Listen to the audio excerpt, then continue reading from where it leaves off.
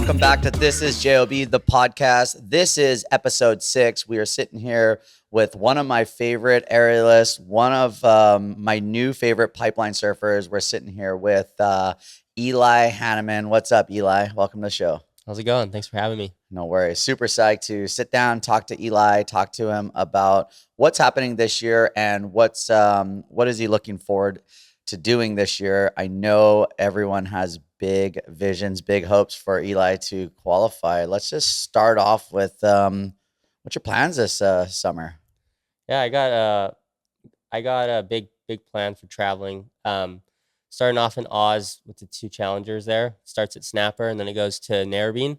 And this will be my second time competing in those events. So I'm excited to get it going. What event are you most excited to surf in the next couple months?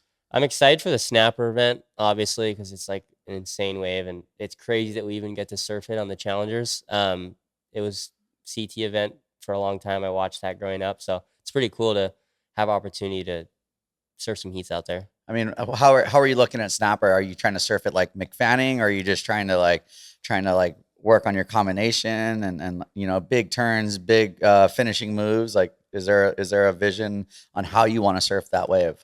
Yeah, last year I surfed the event for the first time, and I went out I was like trying to do airs on every wave because that's like what my strengths are, and that's what I tell myself my strengths are. That's what other people tell me my strengths are. But this time around, I want to just surf and show what I can do and not rely on like X factor moves on every wave. I want to simplify it for myself and just surf waves, complete waves, and look good in every heat.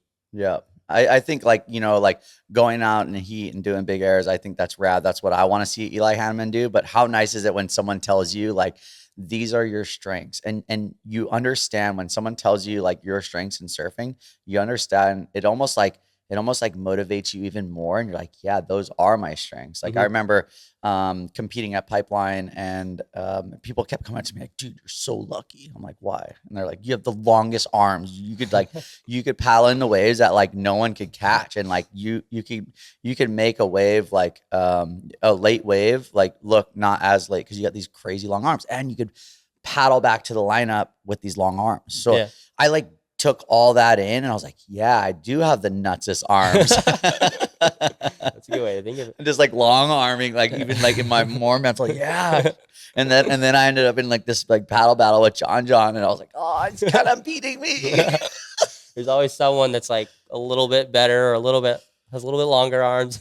No, but it is interesting because you do have to it's encouraging to hear other people tell you things, and then at the same time you have to kind of block out the noise sometimes. And people it's funny when someone reconfirms something to you and you're like, whoa, that's like sometimes you just need to simplify it for yourself. Just kind of look in the mirror and just be like, okay, this is my game.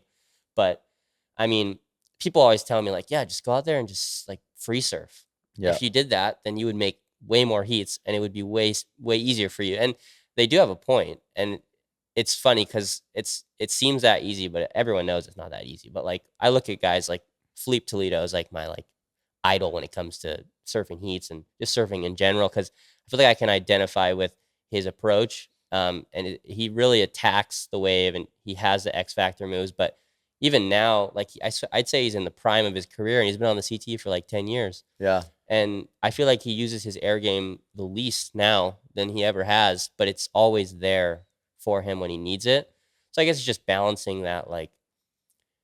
You don't want to just go out there and just launch on every wave, but if you need it, it's there, Yeah. I mean, I feel like, Felipe right now, like the way he surfs, like he's a smaller guy. Like, are you guys a similar weight? I'd say when he was younger, I'm about that size, but now he's bigger and he's a little older. He's getting older, so he's filling out, and he's a lot stronger now. So I'd say now he's probably got 20 pounds on me at least, but we're similar. Okay. Well, looking at it, right, is like if you're comparing yourself to Felipe or somewhere in that caliber, which I think is it's spot on, right? You guys are pretty similar in weight, and if you could figure out that weight, maybe eat a little bit more poi, Yeah. maybe maybe just bulk up a little bit, Yeah. and surf like Felipe does. I Yeah. feel like he surfs pissed off, like this Yeah. little pissed off guy, Yeah. and he just crushes it. And like you say, he's not using his big X factor moves, but Mhm. when he needs them, he busts them out. For sure. But then you could look at a guy like Italo Ferreira, like Yeah. he could surf to a criteria, but when you need a score, you Mhm. just know that you go back to your freestyle mentality of taking off on a closeout and one huge full rotation and just Yeah. nailing it out like that. Yeah, like those guys just they really just like simplify it for themselves. Like they go out there and they surf their heat and they know they understand their like competitive identity. Like they know what they can rely on and they go out there and they surf their heat and if things aren't going to plan, then that's when they go to their X factor, their maneuver that can set them apart from everyone else, you know? And that is something that I do like it's a good thing to know that I have, but it's just not something that I want to like go out there and rely on every time. Like, oh, the only way I'm gonna make this heat is if I do an 8 foot air. Like, I want to go out there, simplify the heat. If I need it, then pull it out. You know? Well, so what would be your go-to move? Like you need an 8.5 right now, and there's 1 minute left, and there's one wave coming in, and it's probably going to close out. What kind of air are you going to go for? Depends. Like like a right or a left. It doesn't matter. You got to make that decision for yourself right now. If it's a left, I'm just gonna try to do a full rotation for sure. If it's a right, if I get a big enough section, I would love to do like an alley oop or something. But So it's usually just the full rotation, the standard. You know, you guys see guys on the CT doing it all the time, but. so you're saying the full rotation is kind of easy. You'd rather go for something a little bit more like technical. Yeah, I to be honest, like the straight airs have never really been my thing. Like Yeah. I have a lot of respect for guys that can do them. Like guys are pulling them out more in contests now, and it's a good thing to know because it's almost less risk, but it is hard to make them look good. So Yeah. like it's a new thing that I'm probably gonna start looking into more to start learning how to do them because anyone can go and do a wheelie straight air, you know, Yeah. but to really tweak it and make it look good is like a whole nother dynamic. Who's the best person in the world that's doing big straight airs? I'd say Italo. Italo, really? Italo. Oh yeah, he gets really Rio tweaky. Wida's really good at them. Rio, really? He does. I seen it all last year on the challengers. He was using those. Like he goes up and launches and gets like a 7 every time for it, and he's not even spinning. So Wow. it's like for him, he's just going up and tweaking it and coming back down. To him, it's pretty simple. But for someone like me, I'm not huge on straight air, so that's hard for me, and I can understand the level of difficulty. But for him, it's like he's not even spinning and he's tweaking it and it looks good and he's getting 7. So it's like almost like easier. I don't know. I got a good question. So, like in my time, which is a while ago, we would always land our airs backwards. Very rarely you would see like a full rotation air. But is this something that you're like jumping on trampolines and you're training and you're practicing to get that full rotation? Because as a snowboarder or as a skier or people that are in another sport, they're constantly training, they're constantly on trampolines, they're constantly going to like acrobatic classes.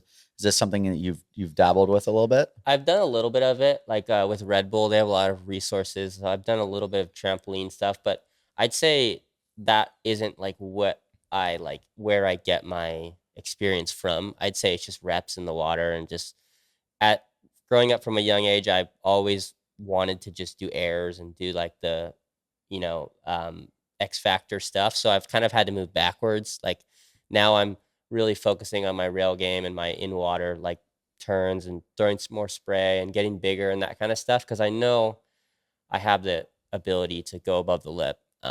And it's kind of now filling in all the blanks and you know like working backwards. But short answer, no, it's just going out and trying airs every session. We need Eli Hanneman to bulk Yeah. up. I guess let's just jump into it. Maybe quite some time ago. I remember, I think it was your mom or somebody Mhm. reached out to me and was like, "Hey," or maybe it was Red Bull, and they're like, I think it "Hey, was. would you help Eli?" I think it was like a juniors contest at Pipe. Yeah. Eli needs a little insight at Pipe. Yeah. I'm like, all right, cool. So Eli cruises over to my house, super little mini ground with his mom, like super cute. His mom's the best, by the way. And we're sitting there, and I'm like trying to feed you all this information before the heat, and then you pal out in the heat, and you're actually doing pretty good. But I start getting like all like excited, and I'm like start yelling, and I'm like waving a flag and or Yeah. whatever I was doing. I was like, and my friend's like, "Whoa, wow, you're getting pretty into this, bro." And I was like, "Oh." I remember that like it was yesterday. And do you remember the first time I came to your house? The first time I met you, I was with my mom. I Yeah. think Steve Reska set it up. Yeah. He was like, I was at the time I was just here for like I don't know, a little. I was what was I like 12 or something? It was right Yeah. when It I got sponsored by Red Bull. was a couple years ago. Yeah. No, just kidding. But I remember I was so intimidated to come over because it was at your dad's house at the Yeah. time. And I came over and we talked and whatever. Kalani was there. I talked to him for a little bit, but yeah, it was fun. It was funny. I remember you guys telling me like just certain stuff, like, oh yeah, you got to spend time here because this is where you got to be. At the time, I was kind of like still young, so I didn't really wasn't super, into it. But I was like, oh, okay, this makes sense. And I remember I was talking to you, and then after it was just me and Kalani talking, and he was like, yeah, like you know, you you got to realize that like one wave out here can change your whole life. Like one wave out here just makes guys careers. Like Yeah. so if you go out there and you just put the time in and you spend enough time out there, it'll come eventually. Like even if it doesn't come right away, like if you just put yourself there and give yourself opportunities, someone someone will pull back, someone will fall, someone will be too deep, and it'll be your time, and you got to go, and Yep. that can make your career. And that was the first time I ever thought of it like that. So it was a pretty cool experience for sure. Have you done that yet? Have you found that wave that you're looking for at Pipeline? I feel like I found that wave, but there's always Something better. something better. Something gnarlier. Yeah, Yeah. like you guys are doing it every winter. So, I'm trying to pick up the scraps, but I had one like 2 winters ago, and it was still the best wave of my life. I think I know. It was in the afternoon. Yeah. Yeah, it was like it was on or the day before Valentine's Day, and it was like the Valentine's Day swell was like the best swell of the year, and the day before it was too big. It was one of those wash through days. Yeah. Those are the And worst. I remember I was sitting there, I was sitting at one of the houses there. I don't know who I was with, but we were watching it. Like, should we go out? I don't know. It looks too big, and it was way too big. But then it's like, oh, I don't know if I'm gonna go out. So I went over to Crispy Grinds and ate like so much food, and then I came back. Sugar. Yeah, I came back. I was like 17, 18, 2 years ago. So I was like just still trying to like figure it out. I mean, still I'm trying to figure it out, but I was like, I got to get my wave, you know Yeah. how it is. And so I was sitting there like super full, and I was like, oh, it's getting kind of good. I got to go out. So I went out. There was like barely anyone out. I didn't even make it out. Like I'd been serving pipe for a while, so it wasn't like just completely like I knew what I was doing to a certain extent. And all my friends were like 10 feet in front of me, and I swear I got the biggest Aukai sandbar I've ever seen on my head. Wow. Landed on me, and all my friends barely made it, and I got smoked, and my board broke in like 3 pieces. I just had my leash on, and another one landed on me, broke my leash. I was out there swimming around, like just laughing at that point. And then I swam in, finally got in. And you know how like right at Aukai, the current sucks that way, like towards the Rockies, like Yeah. out. And I was like at the shoreline, like could touch, and then the current sucked me back out. And Uncle Tamayo was on the thing saying like, just swim in, like you got it, you're right there. The lifeguard's trying to save you already. Yeah, and I was like getting sucked back out, and then they had to launch the ski, and I got in. Everyone was cheering for me that I was alive. I was like Yeah. walking to the beach, and I was like, there's no way I can just like leave like this. Do you know what that's called, Eli? What? It's called the walk of shame at Yeah. Pipeline. And I shouldn't have, but I did. I was like, I went to the car, got my board, went back out. I was like, I can't do that. I can't just walk out like Yeah. that. I went out, got the best wave of my life. It was There like you go. sickest day of my life. But So like a listener, just listen to this. Like don't let one paddle out or something just defeat you. Like always go back out. That was what my dad told me. He's like, if you ever get pounded really bad and like you feel okay, paddle back out, get out there. Like you need to conquer your fears and get back out there. And it's like a lot of the times like you'll paddle back out and get the best wave of your life or your best wave of the winter. yeah. And I think that's like such a like an important thing to say is like just get back out there. Just reset. You know, change your rhythm. Because obviously you went to the beach and then you got your board and you like change your rhythm and then you paddle up back out in a new rhythm and then you just executed. It sounds cliche, but it's true. Like even in like especially in the ocean, because it's so unpredictable and it's so like easy to be like, yeah, like if that happened to me again, I'd probably drown because I'm so tired right now. But I went for it and it worked. So I mean, I'm glad I did it. It wouldn't have got the way of my life to this day if I didn't. So it's good. Cool story. One day I'll be able to tell people. I think I saw this wave. It was like it was like weirdly. I might be wrong. I remember this one really clearly. You're paddling. I'm like, oh my god, Eli's so late, and you kept paddling. And you Yeah. kept paddling, and the thing just kept holding up on the inside ledge, and then you took a pretty late drop. I, Yeah. I I like to call them like the vert ramp clickers, where it's Hmm. like you like kind of airdrop a little bit, but then you like click it perfect, and then you scoop it. And Yeah. I remember I was like, whoa, that was pretty Yeah. gnarly, I Eli. I like I after all that, I was out there for like an hour and a half. Didn't catch a wave. And then I don't know. I don't. It wasn't my first wave this session. I must have caught like a couple little ones, but came back out. And then this wave came and it rolled under. It's one of those ones that like rolls under and then throws on the kind Yeah, of towards the yeah, inside. those are the nuts ones. Yeah. And I remember before I paddled out, my friend was on the beach. I was like, should I take my? I was like, should I take my? I was riding a 6.0 when I broke it in the Yeah. channel, and I had a 511 and a 6.2 in the car. I was like, should I take my 511 or my 6.2? 6'2". And he was like, oh, just take the 6.2. Took the 6.2, went out. Biggest board I ever rode out there. And on that wave, I was like, I don't care if I'm going over the falls. Like I can't get more smoke than I've already gotten. So Yeah. I was just, yeah, stroking it as hard as I could, airdropped, got spit out, went in, best day of my life.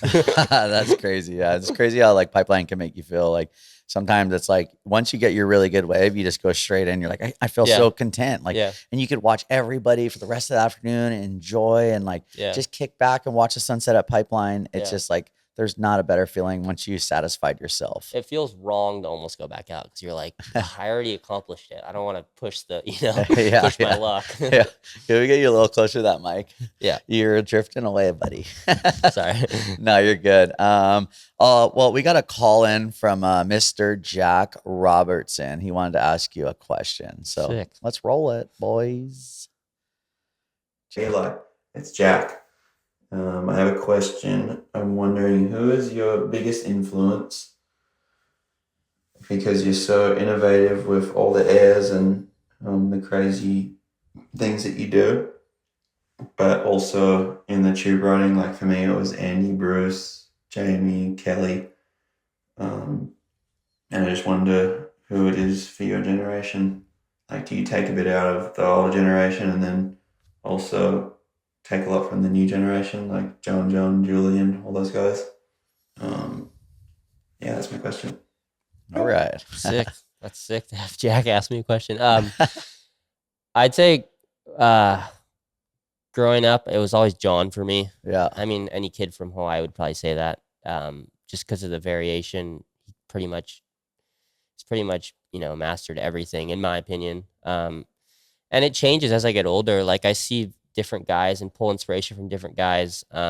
Like Philippe, obviously, now is probably my biggest inspo. And then I do look at people like Jack too, because like he's come a long way in the last few years, Oh, yeah. and it's crazy to see like the level of improvements that he's made. Everyone's always known that he's been destined to be where he's at, but it's cool to see someone put all the pieces together and do it so quickly. Like, Yep. and not quickly, because I know there's a lot that goes on behind the scenes, but to see it like kind of just like it from an outside looking in point of view, it looks like it's kind of an overnight thing. And I know that it's a long road, but he went from like winning that event in Mexico and almost not qualifying to being top 5 the next year. Yeah. And that's really hard to do, especially from a mental, standpoint. So it's cool competitively to see someone like him really put it all together. Yeah. I totally agree. I mean, like obviously we all known Jack's and of Jack since a young age of how young you were. And we're like, all right, he's destined for big things. He was so good in the barrel. He was so lethal at pipeline. Mhm. He was really good in the air, but he couldn't get his together to qualify. Like, but it was like, when he's going to surf a heat at pipe, he's probably going to beat you. When he's Yeah. going to surf a heat at sunset, he's probably going to be in the finals. And it was like, man, if this guy just strings like 2 events together and then you just add like Haleiwa and sunset to it, he's going to qualify. And then it was just like, boom, it Yeah. happened. And then boom, he was like you said, he was like having a hard time, like qualifying, competing X, Y, and Z. And then he just found his mojo in Mexico. And Yeah. now it's like the way he competes and how much pressure is on him and how much he doesn't mind the pressure. I feel like he competes better under pressure, and I think he surfs better. And it's insane too, because like there's always those people that are like, oh yeah, like he got lucky. He finished top 5 after almost falling off. And then this year, he came back and did it again. He had a first, a second, and a third in the first 3 events of the year. That's like, I don't even know. That never happens, like, especially now at the level it's at. Yeah, and I think that's something you could kind of take into consideration and look at what Jax did, because he didn't have an easy time qualifying for the championship tour. It took him a while. Like, you were like kind of wondering, like, man, maybe he's just gonna go the free surf route. Like, what's Jack gonna do? And like, man, I was like, right when he like cleaned his act up and he figured something out and he qualified, it was like, now he's a force to be reckoned with. Yeah, I pull a lot of inspiration from him because he was kind of in the limelight from when he was tiny. Like, he was like 10 and he was already, he was the man, at least for people like me growing up, like, oh, look at this kid so young. And he's like, kind of like already there, like where you want to be. But in reality, he wasn't, he knew he wanted to be a competitive surfer. And it's probably hard. Like, people do it with me all the time. Like, it almost feels like you've been around longer than you have. Yeah. When you like for me, I had, I had a lot of like attention when I was, I think it started when I was like 12. 12, yeah. And people still think it's weird because you get caught in this, like, they think you're that 12-year-old still, but then at the same time, they think that you've been around for longer than you have. Yep. So it's like the expectations are high, but then they still see you as like this young kid. And it's like, I don't, I have to remind myself sometimes that you have time. It's not like you've been around forever and you're, not getting better. It's like, all that matters is that you're progressing and just believing in yourself that you'll get to where you want to be. How old are you now? I'm 20. Okay, so the first time I saw you, you're 12 or younger, but whatever. I was just like, oh, dude, this kid's gnarly, dude. He's like like flying out into the flats, 4 rotations at 12. Like, you wonder why you got all this attention on you. And I remember like getting the phone call from Red Bull, like, dude, we're gonna sign Eli. What do you think? I was like, dude, I think that's an amazing idea. And they're like, perfect. Like, and next thing you know, you're at my house. Next thing you know, I'm coaching you like a little bit the pipe, and then next thing you know, it's like you just kind of like figured it all out. And I love your approach to surfing pipeline. I love the barrel riding skills, the technique. I feel like for a smaller guy, you've really like honed in and found your mojo out there. And I think it's like, you're probably one of the best smaller guys that I've ever seen surf at Pipeline. Like, you and probably Makana Pang, like there's very like, you know what I mean? Like when Eli paddles out, honestly, dude, like you still look like you're 12. Like, you're pretty small, dude. Like, and I'm like, and you're like whipping bombs. You're like, you're looking for different waves. You're kind of like not trying to compete with the boys out the back, but you're like inside competing with the bodyboarders for those psycho ones, which I like as well sometimes too. And it's like you just found this like thing, and like I'm very impressed. And then when you come out of the barrel, you just huck a huge air, and I'm just like, dude, like, thank you. It's so good to watch. And I feel like, like taking inspiration from John and like applying it to you, I see it everywhere. Thank you. I feel like once you get on the CT, you're gonna be like a force to be reckoned with. People are gonna be bummed when they come in your heat up pipe, or like, like I'll be bummed if you're in my heat.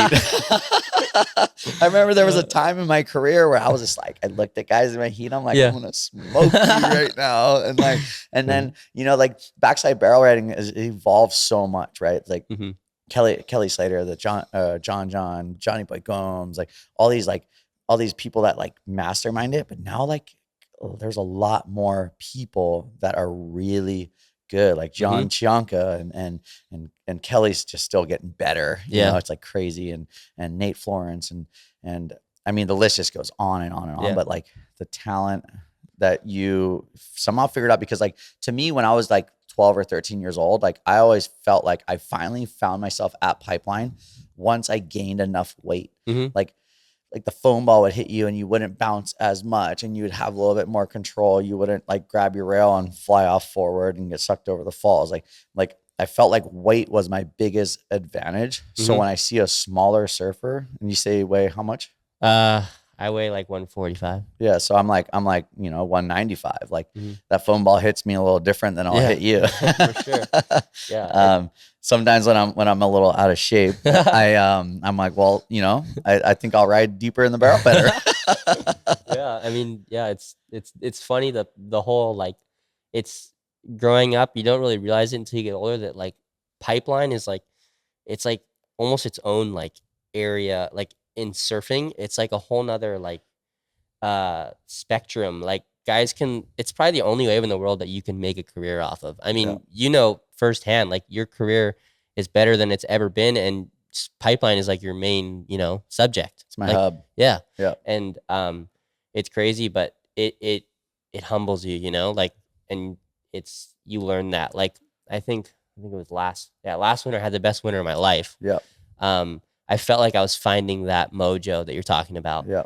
And you almost feel like invincible. Yeah. Like you feel like, okay, I'm figuring it out. Like, yeah, this wave is really dangerous, but you feel like, oh yeah, if I surf it enough and I know it enough, I like physically can't put myself in that situation because I've gotten to a point where I'm like so comfortable that nothing can happen. And then right when you think that is when everything goes south. And it's like I experienced it firsthand last winter and it changed my life, like I I got really hurt out there and it was really good for me because you grow a lot and you have a lot more respect for it after something happens.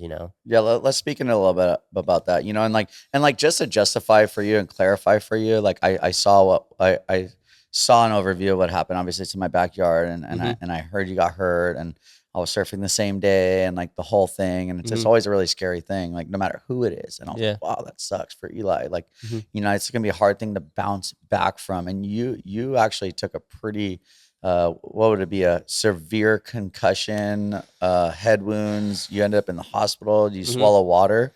Yeah, so it's funny because like not a lot of people really know what happened because I'm not the type of person to like go into my story and say like I don't want people to know me as like the guy who got hurt at pipe, the guy who got smoked at pipe. I want to be the guy that's like, yeah, that he's gnarly at pipe, like Yeah. he's. So, anyways, what happened was actually it wasn't even a head thing. Like I got knocked out on the reef, I hit my head on the reef, got knocked out, and was unconscious for not long enough to drown or like die underwater, which is really, I'm really blessed to have that have not happened. But what really happened was I hit my head and I think I got knocked out. I was underwater. I came up, another wave landed on my head, and I was completely in shock. I don't remember it. Mhm. And the second wave landed on me. I think that's where everything went south. Because the head injury was fine. I got staples in my head. It was fine. But I think I took my rail to like my chest area, like Oh, right here, okay. and it punctured a digestive organ in my body, my pancreas, Yep. and it digests all your food, and it releases these really gnarly toxins to break down your food, and they it's really protected by like everything here. So to hit it is really uncommon, and in Mhm. the hospital they said like it's like they didn't even really know what to do because usually it's from like alcohol abuse or things like that, like internal stuff, like having a bad lifestyle. Um, and they never see trauma to it unless it's like a really bad car accident or things like that. And the doctor was a specialist, and he said he's only had one other time where someone had trauma to that organ. Wow. And so it was actually cut in there, but it was weird because I didn't have a cut externally on my skin. Um, but that created a lot of complications with digesting foods, and they had to go in there and do surgeries on it and stuff. And um, it's really gnarly because if they're not on top of it, it releases these toxins into your body and actually can like eat away like because the toxins are so gnarly, they can actually absorb like all the other organs, everything in your body if the acid leaks out. Yep. So it's really like it's like life or death, Wow. kind of an organ that's life or death, and to keep it under control is really crucial. So I was being monitored in the hospital for like 2 weeks. I was on all the gnarly pain meds because it felt like when I would eat something, and I would have to eat things that were really bland. Otherwise, if I ate greasy, fatty foods, it would have to work too hard to digest it, and Mhm. it literally felt like I had a knife in my chest, Wow. and someone was just twisting it. It's gnarly. So like I was on chicken broth for like 2 weeks in the hospital. I was like a skeleton in the hospital. Scary. And it took probably until last November, like it took about 8 months to get my health back to Wow. normal. I couldn't eat anything. I was eating like chicken and rice just to just to like manage, like just to hold food in. And it wasn't like an upset stomach kind of thing. It actually was nothing to do with my stomach. It was just like this like area right here, and it would crazy pain. Hmm. But anyways, like it's serious. Like that wave's serious, and I experienced it firsthand, and like I didn't recover for like 10 months. So yeah, no, I noticed you're out for a while. It was a severe injury, but like the one thing like I want to tell you, like as a pipeline surfer my whole life, like it wasn't easy. Mm-hmm. Like, I've been knocked out multiple times. And one time it was by a photographer and Mm-hmm. I almost, came close to drowning. And then another time, this guy went over the falls and his board hit me in the head. And then I hit my head on the reef in a contest at Pipeline. I broke my left leg going left at Pipeline. I broke my right leg going right at Backdoor. It's like, I'm just like, if you could ever like take any of this information and be like, okay, like, I'm not the only one. It's Mm-hmm. like John broke his back at Pipeline. Yeah. Liam McNamara broke his leg. Like it's just this evolving thing that this wave is so gnarly and Mm-hmm. so crazy, but so beautiful. And like Mm-hmm. it's like the consequences versus the reward. The reward's so good, Mm-hmm. and like that's what keeps Yeah. us going back. And I'm really thankful that what happened to me did happen to me, because now I feel like I have like a true experience surfing there. Like Yeah. I feel like I can really it's almost better, like, because when nothing's ever happened to you, you're like, oh, something's gonna happen. Yeah, Like, yeah. No, I feel it's like kinda that every weird. winter. Not every winter, but I'm like, Yeah. whoa, I haven't hit the reef super bad in like Yeah. 4 years. Like maybe this year's the year. Yeah, I get it's all scary. weird. And I'm not saying that nothing bad could ever happen again, but like it is nice to like be able to like share the experience I've had with people and see and like come back from that. And like this winter, I didn't really have that good of a winter at Pipe because I was kind of like timid, and I was still doing my thing, sitting where I sit, going on the waves I want to go on. But like uh my winter was nowhere near, at least as far as Pipeline goes, as the last winter. And that was just a learning experience for me. But Well, if this makes you feel any better, I feel like no one had a good winter because Pipeline stopped like mid January or, Yeah. or maybe early February, and it hasn't broken since. And, Yeah.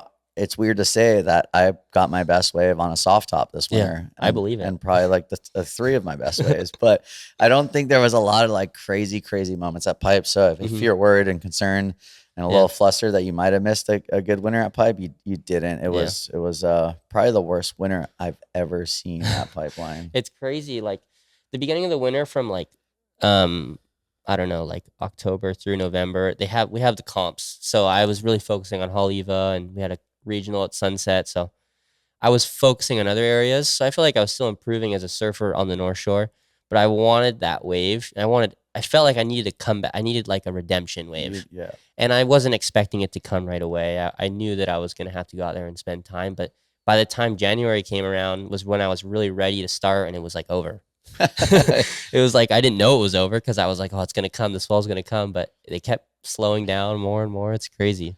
Yeah, not last winter, but the winter before, I took a wipeout in October, and it was early season. It was like really weird and wonky, gnarly pipe, and like it was like 4 or 5 guys out, but there was some heavy waves. But I was Mhm. like, whoa, like there's no one out. I can go out there and get the most psycho against the grain, like nuts pipe wave, and like Mhm. I saw them.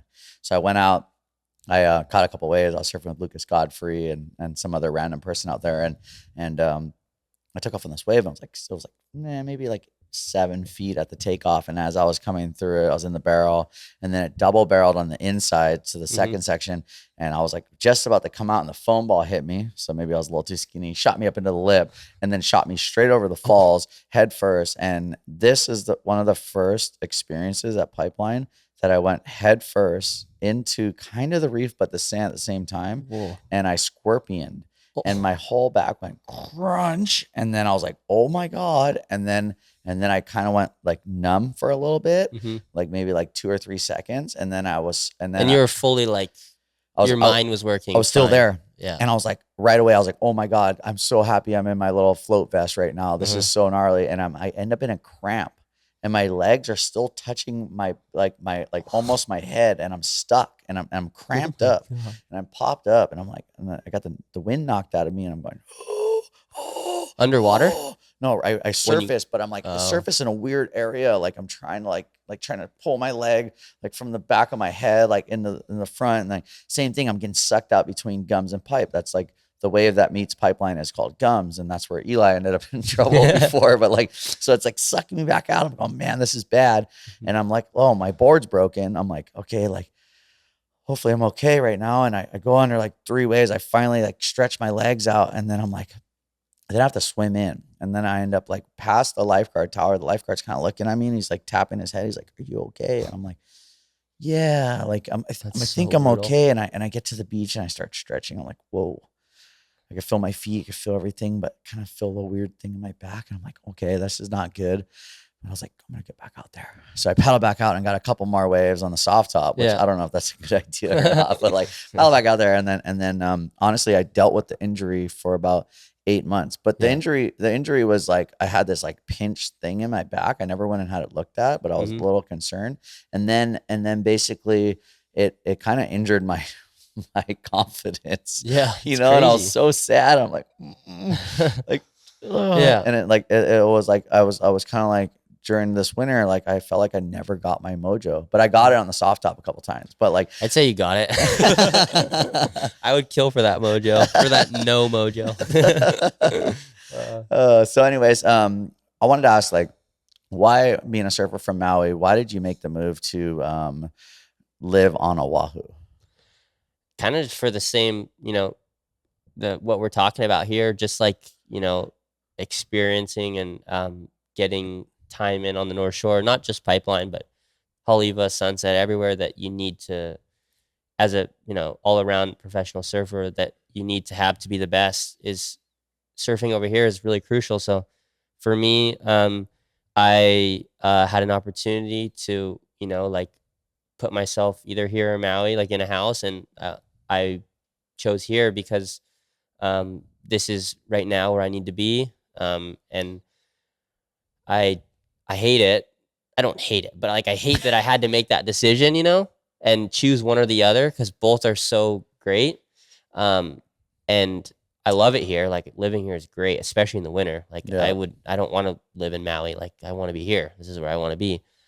So I just figured I have my whole life to go back to Maui. And that's where I want to like retire one day. Hopefully I'll be able be in a place to retire in Maui. That's pretty hard to do, but it's getting harder. I feel like, you know, right now, this time of my life, I need to be here and not in Maui. So that's why I moved here. That's probably the smartest thing you ever did. So it's like anybody listening on this podcast, it's like you have to make sacrifices. Like even though like, yeah, Eli's from Maui, but he kind of had to make the decision. Like, do I stay in Maui and be lazy, or do I move to the North Shore and keep working and working and working? Because like there's only one way it's going to happen. And a lot of people from Maui decide to stay in Maui. And I think that's one of your smartest things you ever did, is move here to the North Shore, and your time is now. And like later you go back to Maui. You know, there's not a lot of good waves in Maui. Like, you know, you got the premier spots, Jaws and the Bay and whatnot. But like, I would say like, the amount of waves and opportunity that you have here on the North Shore, it's totally worth the move. And that was something I'll never forget when you told me that when I met you the first time. That was like that was one of the topics that you covered, was like, hey, being from Maui, there's been a lot of good surfers, but it's like almost like a curse growing up on Maui, because you want to stay there because I love it. It's so great. And the only way to really like conquer that is to just kind of put yourself out of your comfort zone and just get yourself out of it. And then I go back and visit and I love it, but it's like I know like I'm thankful that I did what I did, because like it's the best thing I've ever done for my career. Speaking of an amazing surfer from Maui, we have a question from Mr. Matt Miola. Sick. It was hard to get this out of him, but we got it. Thanks, Matt. I've seen that before. Hey, what's up, Eli? It's Matt Miola. So here's my 2 questions for you. If you could be any animal in the world, what would it be and why? The next question is, does your girlfriend fart in front of you? do you fart in front of your girlfriend? Wow. All right, let us know. Thanks, dude. That was the most Matt question I've ever heard. I messaged him like freaking a week ago, and he's like, "You let me think about this one," and I'm like, "This guy's not even gonna get back to me." uh, so for the first question, seems kind of irrelevant after the second question was asked. But my favorite animal or an animal I would like to be would probably be just like, I don't know, lions are pretty cool. You're Yeah. like kind of the man in the jungle.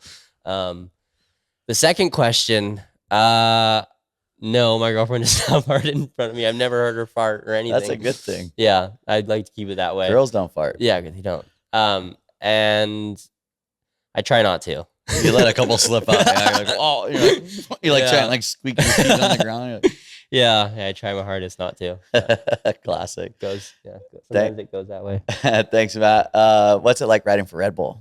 Like what is the prestigiousness of an athlete in any sport? Like, what is it like for you riding for Red Bull?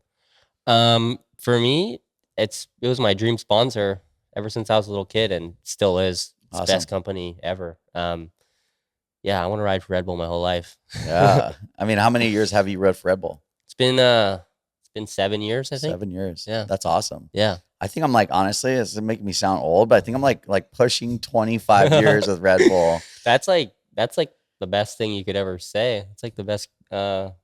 Yeah, that probably feels pretty good. I'll explain it to you. It's super simple. Just say yes, like, and go and earn your paycheck. Cause like For sure. my dad always told me, it's like, it's not about like how good you are. It's like Mhm. about earning your paycheck. Don't be the guy with your hand out waiting for your paycheck, Mhm. asking for it. Like, go out there and earn it. And For sure. and that's the one thing I always learn is like, I don't care. Like, I know talent beats or what do they say? That talent beats, what is it? Hard work beats talent. Hard work beats talent if talent doesn't work hard. Exactly. And I feel like I'm Have both. that on my wall. I feel like I'm both of them, and I'm like, there's no way. Like, I'm gonna out surf them maybe, Yeah. and I'm gonna out fox the fox, and I'm gonna put out videos, and I'm gonna work hard, and I'm gonna be the hardest working surfer in the show business, and that's for me like a personal thing I Yeah. live by. For sure. And Red Bull's still happy. Yeah. I mean, it's a testament to, the work you put in is you're like one of their main across all sports. I'd say you're probably one of their favorite people that they get to work with. So it's you're in a good place. It's interesting, right? Because it's like, it's like Red Bull, what Red Bull does for Eli and Ian Walsh and Jack and all their professional riders is they give them like an unlimited amount of resources that Mhm. they need to win world titles. And that Yeah. was like, that was Griffin was so psyched. I remember Red Bull called me. It's like, we're gonna put Griffin on a team. What do you think? I was like, I think it's a great idea, Yeah. and Griff's like, the reason why Griff left Monster to Red Bull is because there's no support team over there. Mhm. Red Bull, they want you and they want to help you become a world champion. Yeah. And it's not all about the paycheck. It's about a company that loves and believes and wants to help you on your mission onto what you want and your goals. Mm-hmm. Yeah, go ahead. It's crazy. They are so different from every other brand, like in the surf world, especially because they're not even a surf company. Like they're Yeah. completely different. No. And I remember one of the people that works at Red Bull telling me about they had a close relationship with the founder. And she was like, yeah, he didn't really like know too many of the athletes because he was more focused on like selling the can, building the business so that he could provide resources for his athletes. And that was like his way of showing that he was supporting them versus like, having a personal relationship. It was more important for him to make sure that they had the resources they need, which is pretty cool. It's the best. It's the best company. And meanwhile, while you're chasing all these events, Red Bull is like, hey, Jamie, we have a Red Bull event at the Kelly Slater Wave Pool. Would you Mhm. like to come? I was like, yeah, sure. Sounds great. Yeah. I'm the yes man. Yeah, I do for all sure. the stuff that you guys aren't doing because you guys are trying to focus on winning the contest and X, Mhm. Y, and Z. And I'm going on these like really cool Red Bull events, Mhm. like whether they're in San Francisco or in Austria or wherever Yeah. they are. I'm like, It's like having princess problems working for Red Bull. It's like yeah. you say yes to so many things that it's like they're all positives, Yeah. They can't go wrong. No, they're always the best time, best people. And it's like it's just a good all around company that supports and takes care of athletes. I think every surfer in the world, if they were smart, they would Yeah. want to try to ride for Red Bull. And nobody would ever say no if they had the opportunity. It's like I think it's everyone's dream sponsor, no matter who you are. Yeah, and like speaking of like an opportunity, like how did this opportunity come to you? Like before, were you looking for an energy drink sponsor? Because you're like probably too young to even drink a Red Bull. It was funny because was uh, I was 13. I remember my manager was like talking to them, and I was like 12, and I wasn't even old enough to be sponsored yet. Yeah. And they were still like talking back and forth, but I think 13 is like the youngest that they'll go. And I remember like right after I turned 13 is when I got sponsored, and I didn't even know Sick. I was gonna get sponsored. Like it was just a surprise. But they couldn't even use me. It's funny because they couldn't even use me for like advertisements or anything until I was 15. Yeah. So I didn't really get to tap into any of the resources because like I don't know what it is, if it's a law or whatever, that just a rule they abide by, but like they couldn't use me for anything until I was 15 for whatever reason. Yeah. So it was kind of like they were almost selflessly like getting ahead of sponsoring me just to like get their foot in the door. And it was cool because it just shows like that they're all for supporting the athletes that they want to support, whether or not you can give anything back to them, because they're like, they don't need anything from me. They want to support me, and that's pretty cool. I totally agree. I think like we're like Red Bull, I'm always like, we're so lucky that Red Bull even wants to sponsor surfers. Yeah, Like I they know. don't have to. They're in like every other sport that exists. Like it's crazy. So have you ever thought about surfing Jaws? You're from Maui. Have you surfed Jaws? You haven't, yeah. No, I haven't. It's kind of funny. Like, I feel like there was, for Maui guys at least, there was kind of a gap. Like there was the Albie and the Mats and all them, like the Yeah. guys that were pushing the limits, and it almost went quiet for a bit for Maui surfers that were starting to go out there and like do the Jaws thing, like become like big wave surfers. Yeah. And, it's funny, like my generation is starting to do it. Like there's kids my age, my peers from Maui, and Yeah. it's super cool. Like I'm stoked for them. And my best friend Levi, he's like starting to go out there and starting to do it's kind of like pipe in a way. Like guys go up and they work their way up the chain. And Is Levi the one that got the crazy barrel this winter?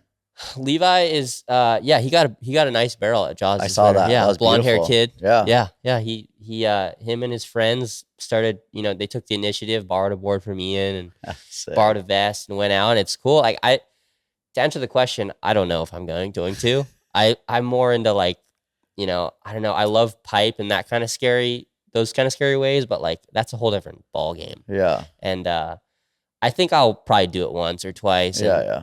I feel like that's pretty hard to do. Like guys get hooked on it. Yeah. I want to do it, but I feel like it's not really my my area. But I think it's really cool to see other kids my age doing it. Yeah. I mean, I kind of like had this thing when I was younger growing up. Like we grew up without like pull inflation vests and like the CO2 cartridges. So basically what a CO2 cartridge is you wear this vest, and when you get pounded super deep and you think you're going to die, you pull this thing and it inflates like a scuba thing, and it just floats you straight up to the top really quick. Then you end up at the top and you're taking a 30-foot wave on the head, and you can't even swim underwater. You just lay on the surface, and it's a very interesting dynamic doing, riding big waves, and it's very dangerous.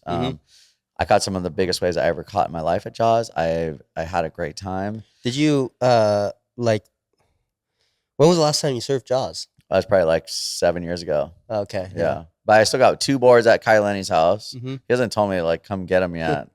He's probably painted them red and blue. He probably did. Yeah, I just feel like will I be back? I think so. I'm really excited to tow some big Jaws, maybe with Kai and the crew when it does go on shore. The winds are weird. I would like to paddle it again when it's 20 feet and inside bowl. Maybe I could Get a barrel. Get a big barrel. Yeah. But I feel like I'm not really chasing like I want the biggest, baddest wave. I'll leave that to Ian Walsh, Kai Lenny, and Twiggy Baker, and I the love crew. watching it. I don't have the desire to like go out there and try to survive. Yeah, I feel like if I'm retiring, if we're talking about retirement, I think I'm kind of like putting the the big stuff, like kind of to the side. That's my retirement right now. I'm like, I don't really want to like, I'd rather like ride a raft down a 25-foot, 30-foot wave and get towed in versus than just like paddling and just getting a beat down and beat down. I'm kind of done with the big beat downs. I think pipe will pay you dividends for a while. Like, Yeah. you'll be good there. Yeah. And what I realized with the soft top at Pipeline is I get way more waves. If I wasn't getting enough already, I'm getting way more. Oh, I wanted to ask you something. Yeah. Do you feel, this might seem like a dumb question, but do you feel, because like for you, going out and surfing Pipeline is way different than someone like me going out and surfing Pipeline. Like for me, it's like I'm going out and I'm surfing the scariest wave in the world and I'm battling the worst crowd ever. Yeah. But for someone like you can kind of go out and cherry pick your waves among the other guys that are at the top of the food chain, you know? Yeah. But do you feel almost like, not like, do you feel like a little bit of less of a risk factor there at Pipeline, considering that you don't have to like battle 800 guys in the lineup? Well, here's my thing, right? So if I ride a 9-foot catch surf soft top, I'm catching the wave before anybody. I'm taking the drop pretty much out of the equation. Mm-hmm. And that's kind of my theory recently on wearing a helmet, is because I knew I was pushing it on some pretty gnarly waves. So I was like, well, I would hate to get injured at Pipeline and I was on a soft top and it was something that I could have maybe prevented. I could have been on my Takora and that probably would maybe never happen, or you never know. And I was like, I'm just going to start wearing a helmet when it's 6 feet or bigger at Pipe and backdoor, or maybe off the wall too. I might kind of extend that a little bit, maybe like big Fiji and stuff. But like, I kind of got to this point where I'm like, I don't want to get hurt riding this board, but I love riding it because I get so many more waves. Yeah, I take out the equation of like, for one, like, yeah, we are cherry picking and it's pretty tight little lineup at Pipeline. But for two, it's like I wait my turn, I get my wave. For the three is I can track down waves that the people next to me that are on the top of the list to get the next wave can't catch. So I end up catching some pretty psycho ones on the soft top. So my theory behind it is I think I'm safer riding the soft top, and I got my helmet, I got my vest. Yeah. I feel like I'm like to that point where it's like I've did it so many times that I'm kind of bored of the Takoro, but it's fun to ride the soft top because I'm making so many different to ride a soft top at Pipeline is not easy. Like I'm using every single thought process and technique that I have ever learned in my whole life to try and make that board, make that wave. And to me, it's so fun and it's engaging. And I'm like, ooh, like it's a challenge. It's like a drug. It's like, you got to go a little further, challenge yourself a little more to get that like, feeling of like accomplishment. And then sometimes I get pissed off and like, you know what? They think I could just only ride a soft top. I'll go out there and get them at the one Takoro. But I think going into every winter, I'm like, I'm going to ride the Takoro more, but I'll end up riding the soft top more because I'm like, I'll just go out there cruise. And I'm like, I don't really need to prove anything. And I think for me, like I'm like, I don't know. I just like to have fun and enjoy it. And I'm going to wear a helmet. And I feel very confident about wearing my helmet. And I figure out some things that, make me comfortable in it. Yeah, I'm definitely wearing a helmet now. But it's pretty common. Yeah. Everyone's doing it. It's getting a lot more. I'll be like at a Pipeline. There's let's just say there's 80 guys out. There's at least 15 to 20 people in helmets. Yeah. And I'm happy to be a ringleader and you too. And like, we could be good influences, good role models. Yeah. I think you doing it makes a big difference. Yeah. Like people see you wearing a helmet and then it kind of almost gives credibility to people wearing helmets. Cause like even me, like I never used to talk negatively about people wearing helmets because I knew that it was like a good thing. It can't be a bad thing, but there's always that like side of it, like, oh, he's wearing a helmet, like he's probably a kook or like things like that. When you see good surfers wearing helmets, it's like it's good for the, everyone. If everyone wore a helmet, then there would be a lot less people getting hurt. That's for sure. Yeah, for sure. And then the first place you usually always hit is the back of your head. Bam. And I just look at it like, I love my life. Yeah. I love everything that I've created and built. I love, just love this life that I was given. And I want to keep working hard and having fun and traveling the world and getting epic waves and just living this dream life. Yeah. Yeah. I don't think there's anything wrong with wearing a helmet, especially where you're at. Yeah, exactly. After the amount of barrels you've gotten out there, I don't think anyone's questioning that. So any other up and coming projects you're working on? Yeah, I'm actually working on a project with Red Bull. Oh. Just like a little like video clip. It's in the beginning stages, but Cool. it'll be out by the end of the year probably. Perfect. Yeah. Exciting. Yeah, super excited. We'll keep an eye out for that one. Yeah. And I guess any like any advice, anything you want to say to like the up and coming, the next generation, like if there's something you do different or like just any guidance of like coming up to be a pro surfer. Yeah, I mean, it's first of all have fun when you're young. Yeah. Because even me, I'm having more fun than I've ever had. But it's weird. When I was younger, I swear I like took it for granted. Like you're always thinking like, oh, my NSSA contest is this weekend. I gotta get ready. Like, yeah, you always want to try, but just make sure you have fun because those are like the glory days, you know. Yeah. And now I'm starting to step into like the big leagues, and I guess my next word of advice was you got to work hard. You got to work really hard because I feel like I'm working really hard and I'm still not where I want to be, but that doesn't mean I'm not going to get there. But I never thought that I would have to work this hard to get where I want to be. And, you know, you wake up every day and you work towards your goal, and the level's gotten so high that everyone's working hard. So, just like we said earlier, hard work beats talent if talent doesn't work hard. So, I watch all the guys at the top, and I know that's where I want to be. And I'm realizing how much work it takes to get there. They don't just like surf and end up there. They like work their way up to the top, you know? Takes a while. Yeah, it does. And then you got to stay there. I And know that's it's hard like, work in itself. yeah, it's like you work hard to get there, and then you see guys have, I don't know, they like have a minor injury, they miss 1 or 2 contests, and then you have 3 contests to qualify on. Yeah. So it's yeah, I can't even imagine what it's like to finally get there, and then it's like the challenge is twice as hard after. So hard. So if you're trying to be a pro server, get ready to work Yeah. hard, right? Yeah, work hard. It's a task. It's something you wake up every day and you're motivated and you're hungry and you want to go get it. And if you're trying to get good at surfing, it's one of those things you have to surf every day. It's time spent in water, no matter what you're doing, whether you're swimming or you're training or you're paddling. It's something that you need to put in, you know, hundreds of thousands of hours, Mhm. and you're gonna get really good at it. Yeah, it's fun. It's a fun sport though. It's a fun job. A lot better than, I don't know, my dad reminds me of it every single day. Like Yeah. you could be doing you could be laying tile with me. Yeah.